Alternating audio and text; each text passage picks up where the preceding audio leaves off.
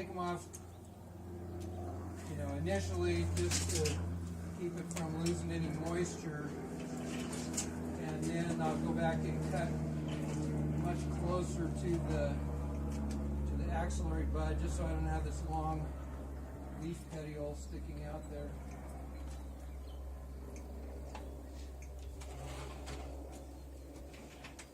Now it's kind of funny. I would typically have thought this bud would have been the best one, but it seems to be dead. Probably a little frost damage on that, and so it's popped off from another bud. So I'm going to take that whole piece off.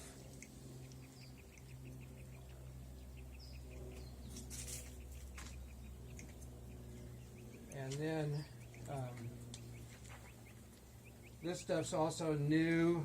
I don't know if I'll bother keeping that. Maybe I'll just, maybe I'll even take it back down to, say, one of these axillary buds. So I'm just going to take that off. So that gives me a decent scion. For the little delicate cutting, I like to use a knife on that because it gives me a little better control. And so I try to cut that just enough to let it give the axillary bud a little bit of protection, but not enough that when I wrap it with parafilm it's going to be a problem.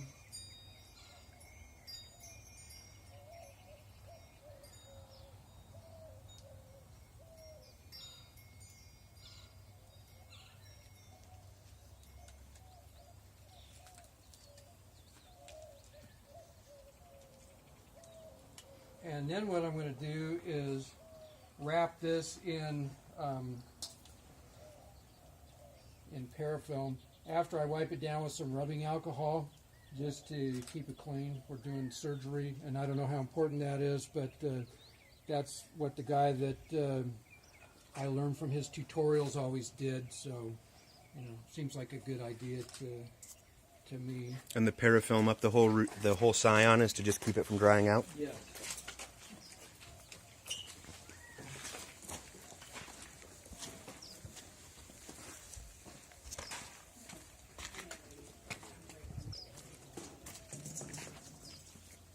So I'm just going to get that pretty wet, and then it will air dry quickly on a day like this, and get my fingers clean too. We've got another roll here. Just get this, if you don't have it, you can order it in 1 or 2 roll bunches off the internet like everything else. Yeah, that's been virtually impossible to find locally, at least here in Tucson. And so the thing that's tricky about parafilm is learning how far to stretch it before it breaks, and you do that by breaking a lot of it, and eventually you get more of a feel for it. So I'm going to leave probably 1.5 inches or so, maybe not even quite that much. I'll start lower. I don't know where I'll cut yet, but as you wrap it, you keep stretching a little bit, and you want to keep one layer of parafilm over a bud. So that's stretching this too much. Always harder to do this with an audience. Trying to make it go fast enough that you're not bored to tears by waiting.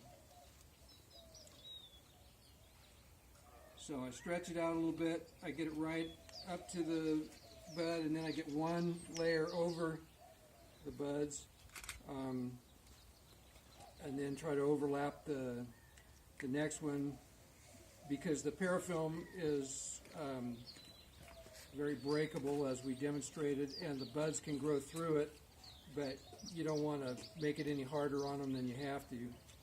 And so if you get it, many layers thick on there, they're going to have a harder time getting through it.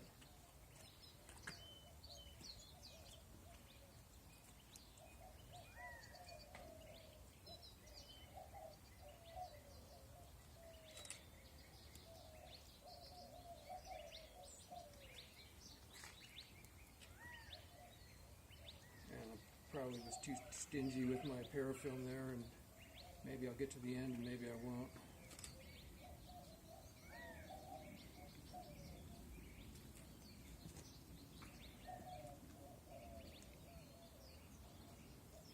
And this is a bigger scion than is really needed. And I've heard people say, oh, you only want to have a few, a certain number of buds, but I've had them work just fine with, scions quite long. So I don't know if this is just a more forgiving variety or what, or maybe they're talking stone fruits. It sticks to itself when you stretch it, so it doesn't hurt it to go back over itself. I just tried to put the next part where I'm not doubling up on these top buds, because the top two buds are the ones that will probably sprout, and the other ones will just be backups, so that if something goes wrong on the top, it's still got a chance. And usually I'll leave a little flag on the top, so that when I see that they're starting to swell, sometimes I'll unwrap it again a little bit just to let them go. You just have to be careful that you don't hurt it while you're doing that. And I typically start at the bottom and work up, and that way the tape is overlapping like a shingle, so that as it gets wet, if there was any gap, it will run down and shed it. So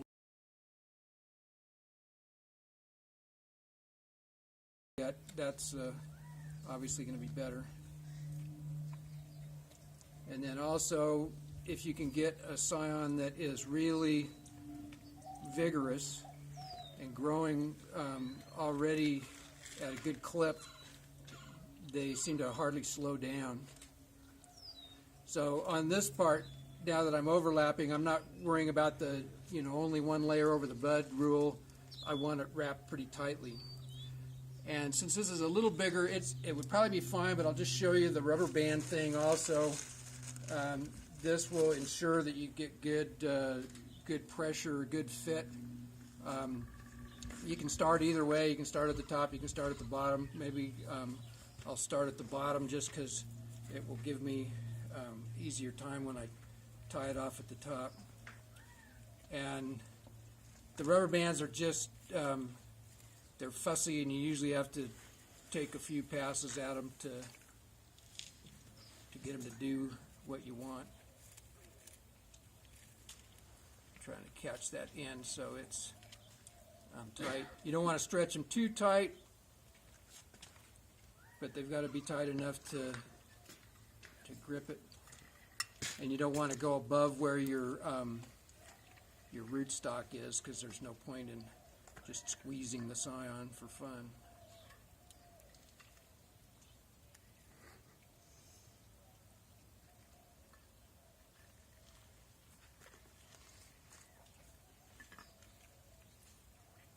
Looks like I got that little flipped maybe.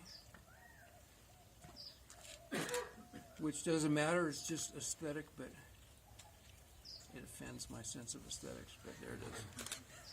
That'll work. And snip off the end. Sometimes I will, just to give a little more protection to the rubber band, I'll put another layer of tape on it. And that way, the rubber bands tend to dry out, get burned up in the sun pretty fast, and will break, and this keeps that held on. And then you don't have to remove any of this stuff. It will dry out and degrade in the UV, and the plant will just grow right through it, and everything will fall off. After a while, you might want to, pick whatever little bits are still stuck on after a year or something. But anyway, there you go. And then I always label them with my cheapo. Everything I do is cheap, cheap, cheap. That's why I don't have to charge you guys anything for doing this. So even the neighbor's mini blinds out by the curb are not safe. And so I will call this a Wilma, since that's what the scion is, and it's on Wilma.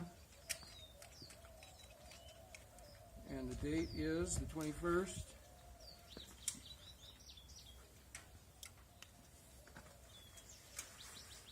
And usually I'll write it on both sides, but I won't make you suffer through watching me do that one more time. And there we go. It's good to leave them in the shade for maybe a day or two. I think it is. I don't know that it really is. But the Wilma seems to be particularly tolerant of heat and sun. And I climbed up on a ladder to take a picture of the top brand new leaves on that during a 103 day, I think it was last year. Not the slightest sign of any stress whatsoever. It was just cranking as fast as it could go. And I have not seen any heat stress on that tree. The opal next to it, on the other hand, it sunburns every summer. Even, I'll get shade cloth over it, but some branch will stick out and it burns. But it still keeps going and it's producing fruit. So, I'm not too worried about it. So in about 3 weeks, that should have new leaves, new shoots forming. And as soon as I see start of stuff coming out, I move them out to the sun. I set them there in that little rolling tub thing, and so they get some shade probably from about 1 or 2 o'clock on. Yeah. But I watch them. They're sitting in a little bit of water, and I know the conventional wisdom is that avocados with wet feet die, and then the other conventional wisdom is that you start the seeds by sticking them in a glass of water with toothpicks in there, and they seem to enjoy that just fine. It isn't the water, it's the lack of oxygen that, as I understand it, that is detrimental to them. And they would be happier to get out of a pot like this and into a better draining thing, and so I like to get them in the ground as soon as I can. So I would recommend also on these, again with my keep it cheap philosophy, I swipe all my wife's yogurt tubs, and that's not very big, and a lot of them are starting to get roots trying to get out the bottom. So up pot them if you're going to keep them in a pot for any length of time, or get them in the ground quickly so that they can start working on roots before the sun really cooks us. And then the last thing I'd say with these is, I've got nothing whatsoever against the people that have nurseries and sell avocados and sell everything else. I think it's great and wonderful that they're accessible to us. I can't afford to go pop $50 on a tree every time I want to try one. So I love this because they're essentially free. I talk to friends, other people in various groups, and we trade scions back and forth. And I've paid for 2 avocado trees, the Wilma and the opal, and everything else has been free. So. And you said these originally were like from a Texas nursery? Yeah, it's Divine Avocados in Texas, and just for the record, I'll say also that